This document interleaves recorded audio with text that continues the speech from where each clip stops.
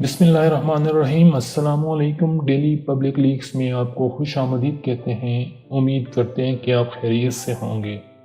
ناظرین، بھارتی ریاست میگھالیہ میں واقع کونگ تھونگ ایک عرصے سے عالمی توجہ کا مرکز بنا ہوا ہے۔ یہاں ہر بچے کا ایک اصل نام رکھا جاتا ہے اور ماں اسے ایک گیت یا گانے کے نام سے پکارتی ہے اور وہ بھی اس کا نام پڑھ جاتا ہے۔ تاہم یہ گیت بھی الفاظ کے بجائے سیٹیوں کی صورت میں ہوتا ہے، جو صدیوں پرانی روایت کا ایک حصہ ہے۔ دلچسپ بات یہ ہے کہ جب گاؤں میں لوگ ایک دوسرے کو پکارتے ہیں تو وادی میں سیٹیوں جیسی آواز گونجتی ہے جو کانوں کو بالی لگتی ہے۔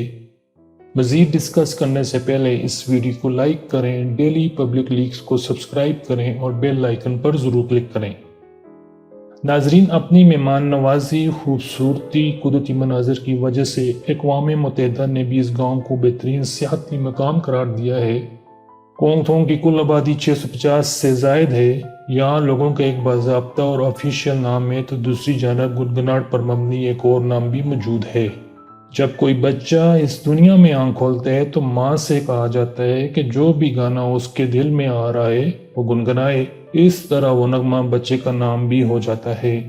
ناظرین، گانے کے بول ایک جانب سیٹی کی آواز میں ہوتے ہیں اور یہی وجہ ہے کہ اس گاؤں کو سیٹیوں کا گاؤں بھی کہا جاتا ہے۔ لیکن یہ حیرت انگیز عمل ہے کہ ماں بچے کا گیت خود ہی واضح کرتی ہے۔ ناظرین، کہا جاتا ہے یہاں رہنے والے 3 قبائلی سینکڑوں سال قبل جنگلات میں شکار کا عنقا لگانے یا پھر اسے بھگانے کے لیے سیٹیاں بجاتے تھے، جو تبدیل ہو کر انسانوں کے نام رکھنے کی وجہ بھی بنا۔ دلچسپ بات یہ ہے کہ سیٹی نما ناموں کی وجہ سے لوگ ایک دوسرے کو بہت دور سے بھی پکار سکتے ہیں۔